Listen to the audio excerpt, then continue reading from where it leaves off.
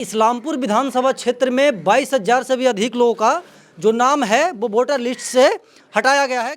आपके विधानसभा क्षेत्र से 22,000 लोगों का नाम कटा है, वो कौन लोग हैं, क्यों नाम कटा है, कुछ जानकारी है आपको?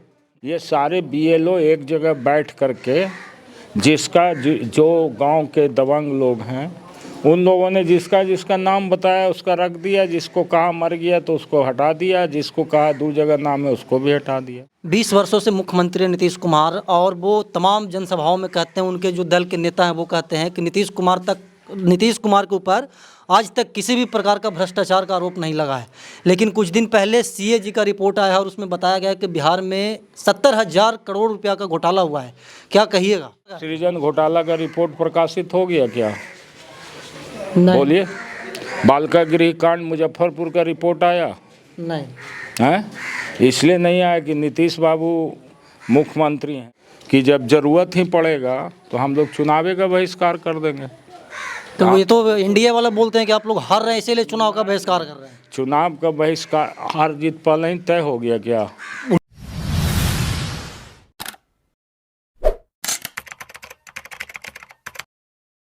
नमस्कार, प्रणाम। मैं अमित चौरसिया और आप देख रहे हैं नालंदा दस्तक। हमारी मौजूदगी है इस्लामपुर विधानसभा क्षेत्र के नवाबगंज में, और हमारे बगल में वार्तालाप करने के लिए बैठे हुए हैं क्षेत्र के विधायक राकेश कुमार रोशन।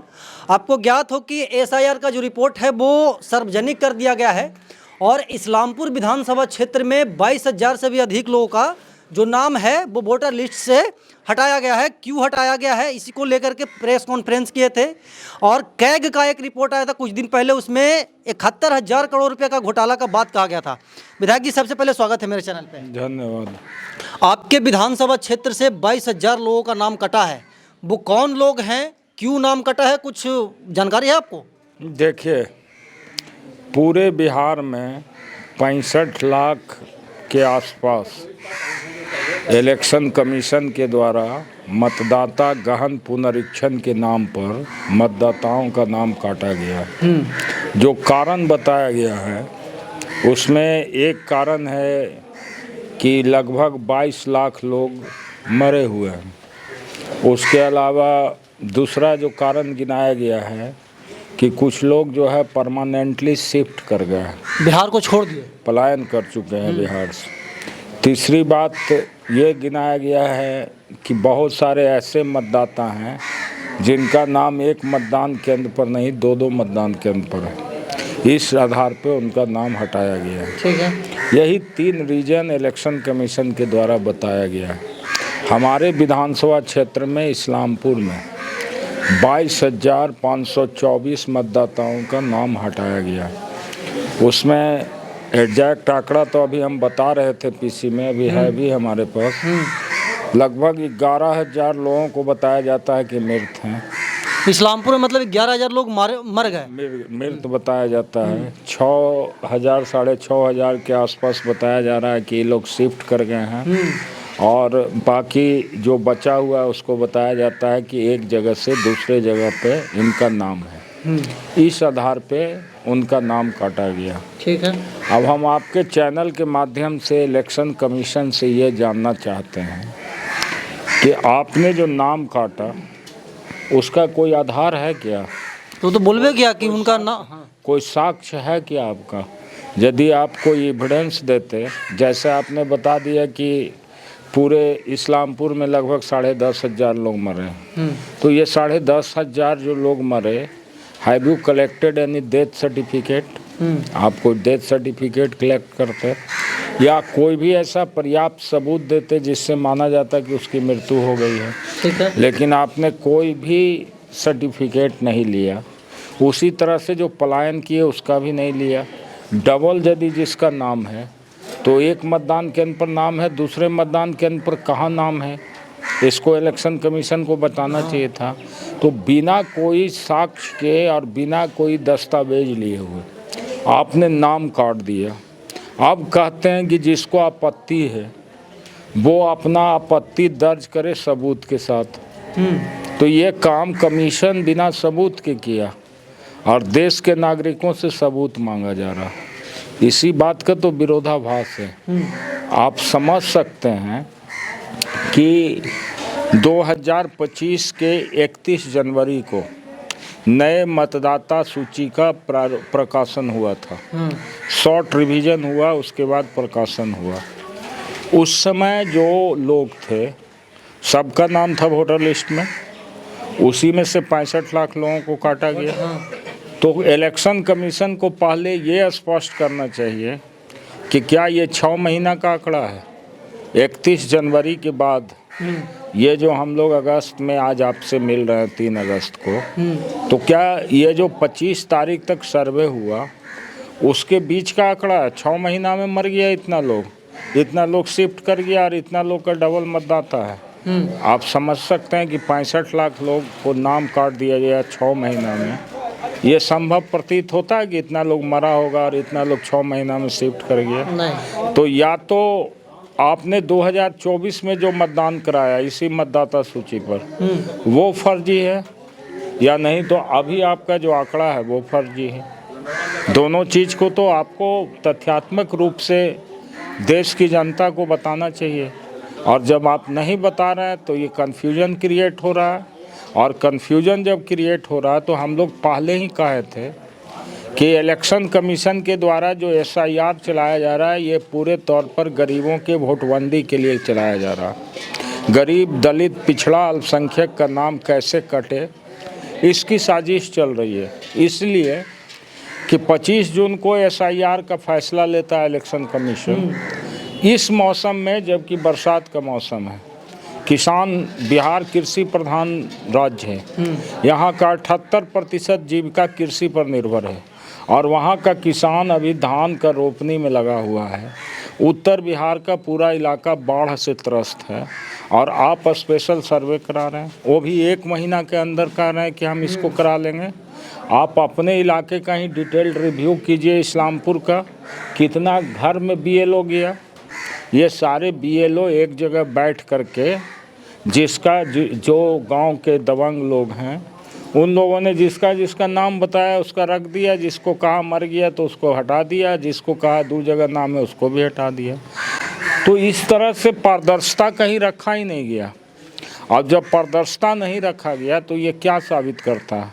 एक तो हम लोगों ने टाइमिंग का सवाल उठाया था, दूसरा हम लोगों ने सवाल उठाया कि जो दस्तावेज मांग रहा है कमीशन, तो दस्तावेज जो कमीशन मांग रहा है उसमें मुख्य रूप से हम लोगों ने कहा कि आधार कार्ड, चूँकि कोई भी डॉक्यूमेंट बनाते हैं आप, कोई भी सर्टिफिकेट बनाते हैं तो you have to produce Aadhaar card, anyhow आपको प्रोड्यूस करना है। तो that is one of the essential document है। बिल्कुल। उसके बाद फिर आपका ये जो वोटर ID कार्ड है इसमें EPIC नंबर आप जारी करते हैं, एक मतदाता के नाम से एक EPIC नंबर होगा, तो उसको क्यों नहीं मान्यता दे रहे हैं? आप राशन कार्ड जारी किए हैं तो ये सारी चीज़ को क्यों नहीं मान्यता दे रहे हैं? इसका मतलब है कि आपके मन में कहीं ना कहीं गलत मंशा है। जो चीज़ उपलब्ध है सब लोग के पास उसको आप मानते नहीं। आप 11 दस्तावेज बताते हैं।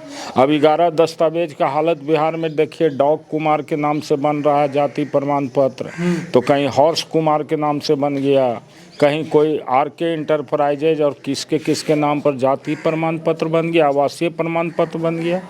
अब सोच सकते हैं बिहार का ये हालत है कि अब कुत्ता के नाम पर, घोड़ा के नाम पर, कंपनी के नाम पर आवासीय प्रमाण पत्र निर्गत हो रहा। तो इस एजेंसी से आप क्या उम्मीद कर सकते हैं? ये सरकार जो आवासीय प्रमाण पत्र देगी क्या वो सही होगा? ये भी तो एक चिंता का विषय है। उस पर कार्रवाई तो हुआ ना? दूसरी कार्रवाई होना अलग बात है, संज्ञान में आया था ना। आपके पदाधिकारी क्या कर रहे थे?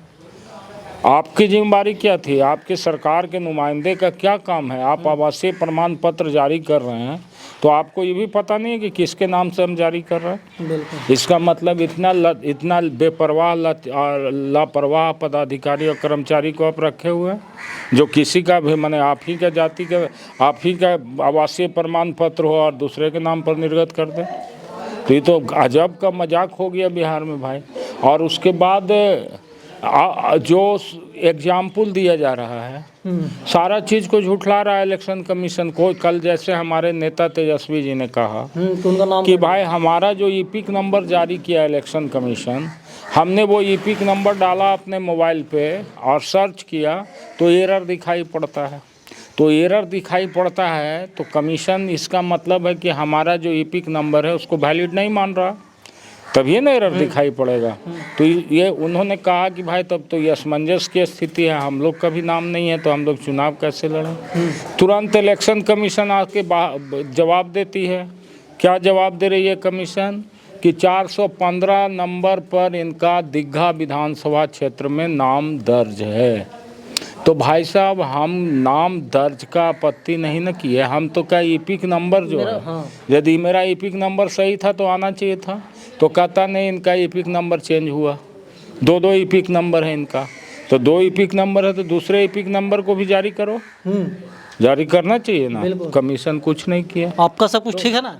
मेरा तो अभी हम ड्राफ्ट पब्लिकेशन देखेंगे, कहे ना कि आज हम लोग वोटर लिस्ट मंगाए हैं, कल से उसका अध्ययन करेंगे, देखें। जब हमारा नेता के साथ फर्जीवाड़ा हो सकता है तो हम लोग के साथ कौन बड़ा बात है कि ना हो जाए।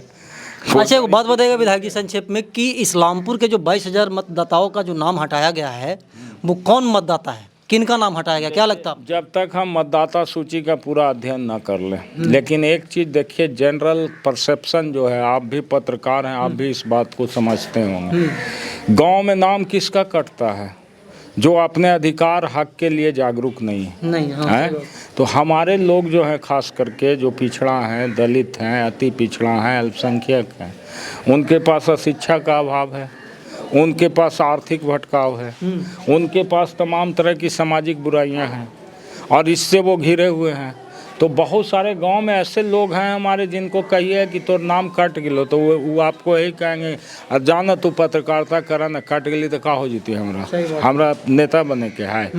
तो ये सोच जो हम लोग के लोगों का है, तो उस तरह के लोगों का ही ना नाम कटना है, और उसी के पास डॉक्यूमेंट भी नहीं है। तो ये तो एकदम करीब करीब तय है कि 90% वही लोगों का कटा है, जो ऊपर के लोग हैं उनका नाम नहीं कटेगा। इसी बात के लिए तो इलेक्शन कमीशन का इस्तेमाल किया जा रहा है ना।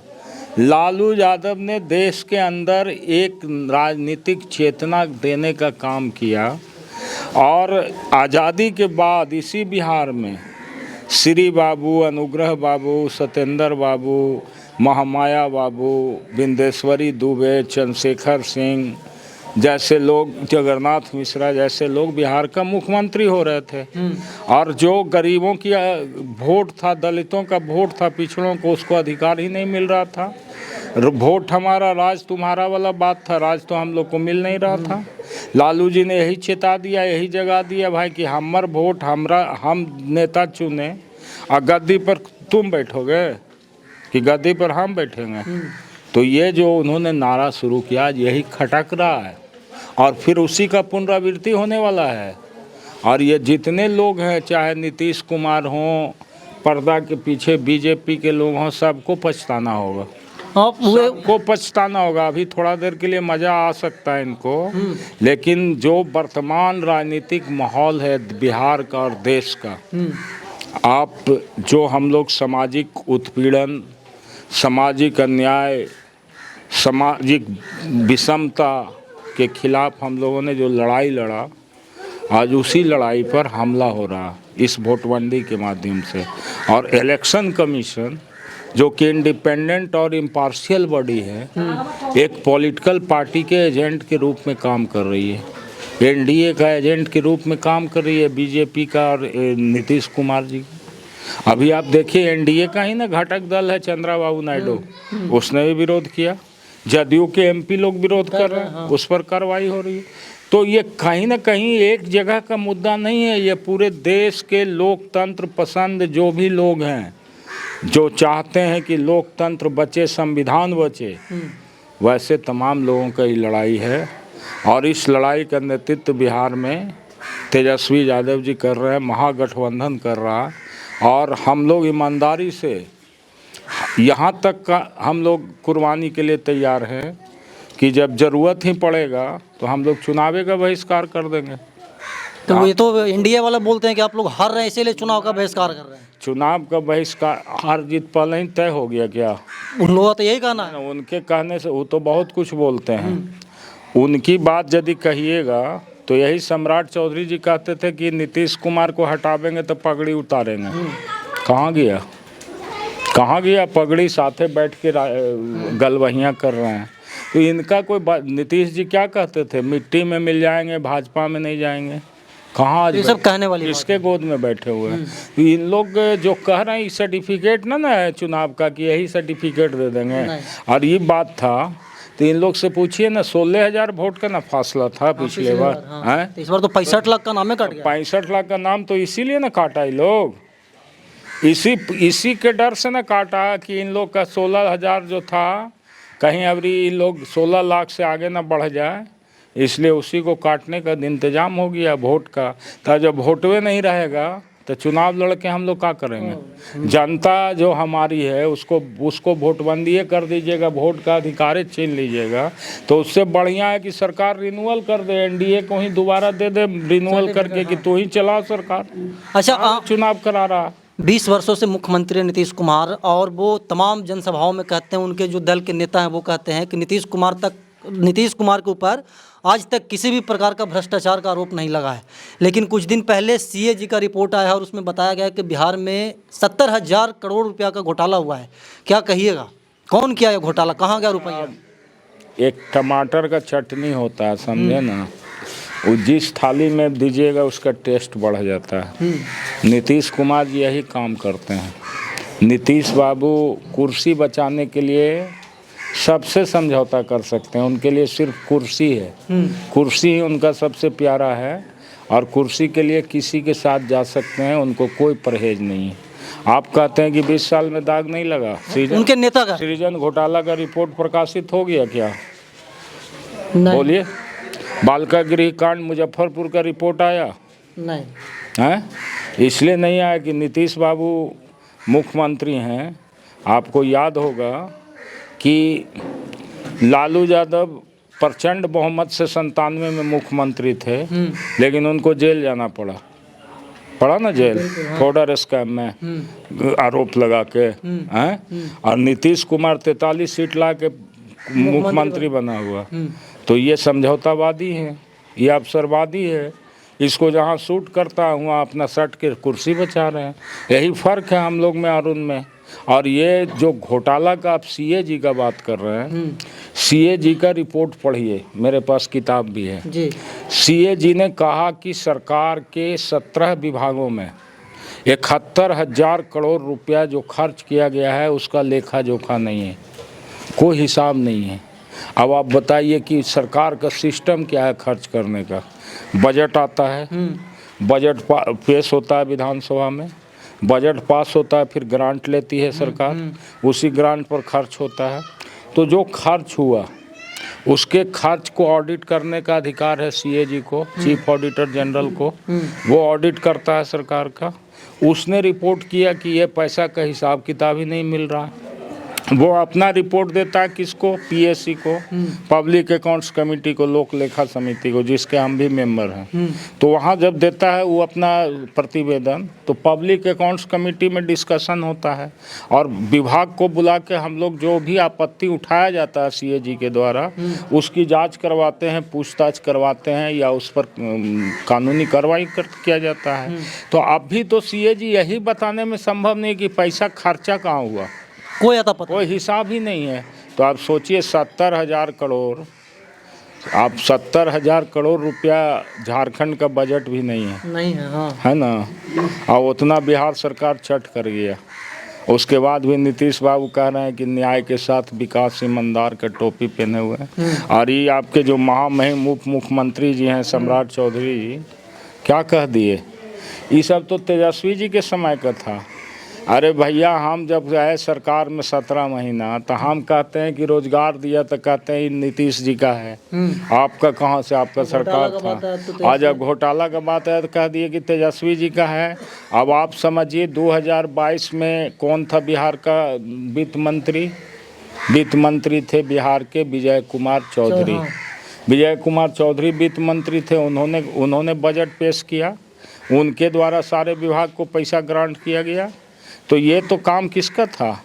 हमारा काम नहीं था। हम तो भाई एक मंत्री के हैसियत से आपके सरकार में थे, सहयोगी के हैसियत से। तो हमारे ऊपर आप क्यों आरोप लगा रहे हैं? अपनी विफलता का आरोप उसी तरह से जैसे हम लोग उंगली उठाते हैं कि बिहार में अपराध है, और पूरा नीतीश कुमार का बहार है, तो कहते हैं कि भाई 1990 से 2005 याद कीजिए। उसी तरह से ये भी वो हम लोग को मतलब बेवजह का आरोप लगा के जनता को दिग्भ्रमित कर रहे हैं। यदि ईमानदारी है नीतीश कुमार में, यदि सरकार में ईमानदारी है, बिहार की सरकार में, इनको पब्लिक प्लेटफॉर्म पर आकर के जवाब देना चाहिए कि ये 71 हज़ार करोड़ रुपया बिहार का जो है हम इसी मद में खर्च किया है और इसी मद में हम इसका समंजन करेंगे। तो वो तो पता नहीं न चल रहा है कि कहाँ गया 71,000 करोड़ रुपया। तो नहीं गया, इसका मतलब वो पैसा कहाँ चला गया? घोटाला हुआ, नोटबंदी हुआ कहला, नोटबंदी कहला मोदी जी किया। तो बोले थे कि ब्लैक मनी को वो मतलब कि खात्मा होगा इससे। कितना ब्लैक मनी खात्मा हुआ? कितना ब्लैक मनी खात्मा हुआ? आपको तो इलेक्ट्रल बॉन्ड आ गया जी। कहला या इलेक्ट्रल बॉन्ड आपको समझ में नहीं आ रहा? जितना का जितना पैसा है लेके पॉकेट में डालो, कोई हिसाब किताब नहीं है। बॉन्ड ले लो। अब जहाँ हम सत्ता में हैं, हम विधायक हैं, हम यदि 10 लाख रुपया के वाइट मनी बनाना चाहेंगे, 10 को पकड़ेंगे ठेकेदार के बड़का व्यापारी को कहेंगे कि यार 1-1 लाख के बॉन्ड दे देना चंदा। अच्छा, फिर कोई जांचे नहीं होकर, इलेक्ट्रल बॉन्ड है, हमको मिल गया, इलेक्शन में हम खर्चा करेंगे। उसी प्रकार से करोड़ों और अरबों रुपया का मतलब क्या हुआ? यही ना कर रहा मोदी जी, कर रहे हैं ना। इलेक्ट्रल बॉन्ड कौन लाया? किसका हिसाब किताब है? आज जो हर जगह पर हर जगह पर आप देख रहे हैं भाजपा का ऑफिस, हाईटेक ऑफिस, कोई ऐसा जिला नहीं है 1 करोड़ रुपये से ऊपर का लगा हुआ है। कहाँ से आया? कहाँ से आया ये पैसा? कहाँ से ये लोग लाए? अपने गुजरात से चाय बेचते थे उसका पैसा है कि यही सब नोटबंदी करके सब ब्लैक मनी को वाइट कर दिए, अब वाइट करके सगर ऑफिस बना दिए। तो ये खेल है भाई साहब। इस खेल को देखिए, बहुत इतना ही है कि बहुत चतुर खिलाड़ी हैं नरेंद्र मोदी जी। किसी चीज़ को खेलते हैं तो उसको खेल की भावना से नहीं, बल्कि उसको अपने मकसद से खेलते हैं और अपने मकसद से खेल के परिणाम भी अपने पक्ष में लाना चाहते हैं। वही कर रहे हैं। झूठ की सरदारी चल रही है। अभी सिंदूर का कांड हुआ, बहुत लोकसभा में चर्चा हो गया। सिंदूर का ऑपरेशन, एक ही सवाल न विपक्ष का था पूरे डिबेट में कि आखिर सिंदूर का ऑपरेशन रुका क्यों, सीज फायर क्यों हुआ? क्या बोले प्रधानमंत्री जी? क्या बोले? सुनिए आप उनका डिबेट। कभी ये नहीं बोले प्रधानमंत्री जी कि ये जो सीज फायर हुआ, ये हमारी सरकार ने फैसला लिया इन परिस्थितियों में। तो कहते हैं क्या? पाकिस्तान का सैन्य फोर्सेस एकदम नतमस्तक हो गया और जवाब देने के स्थिति में नहीं था। कहा कि हम लोग को किसी तरह से बकस दीजिए, और बकस दिए हम लोग सीज फायर कर लिए। तो एक तरफ तो ये दिग्भ्रमित कर रहे हैं, दूसरे तरफ जिस दिन सीज फायर होता है उसी दिन डोनाल्ड ट्रंप का ट्वीट आता है। अब डोनाल्ड ट्रंप का आप कहते हैं कि हमसे बातें नहीं बात हुआ, तो उसका प्रमाण भी तो मिल गया ना, 25%। अभी टैरिफ बढ़ गया। आप कह दिए कि नहीं बात हुआ था। आप सीधा सीधी क्यों नहीं बोले कि डोनाल्ड ट्रंप को बोलना चाहिए देश की जनता के सामने या अंतर्राष्ट्रीय मंच से कि भाई सिंदूर का ऑपरेशन जो हुआ था उसमें हमारी क्या भूमिका है? तो उसको तो बोलने का मौका दिए नहीं। आप अपनी बात कह के बुझला रहे हैं लोगों को। आप बहुत राष्ट्रभक्त थे, बहुत राष्ट्र के लिए आपने समर्पित थे, तो आपको तो भाई जनता को ये बता देना चाहिए था कि ऑपरेशन सिंदूर जो हम कर रहे थे, हम ऑपरेशन सिंदूर डोनाल्ड ट्रंप के ट्वीट पर रोक दिए इसलिए कि अंतर्राष्ट्रीय व्यापार में हमको सहयोगी है वो, और व्यापार में सहयोग करके हम लोगों को लाभ मिलता है।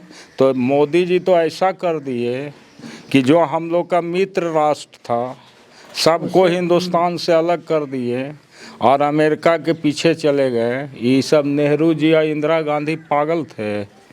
हिंदुस्तान को आज़ादी दिलाया ये लोग कांग्रेस वाला लड़के। इन लोग क्यों नहीं अमेरिका से कभी रखा संबंध? क्यों नहीं अमेरिका के सामने झुकने का काम किया?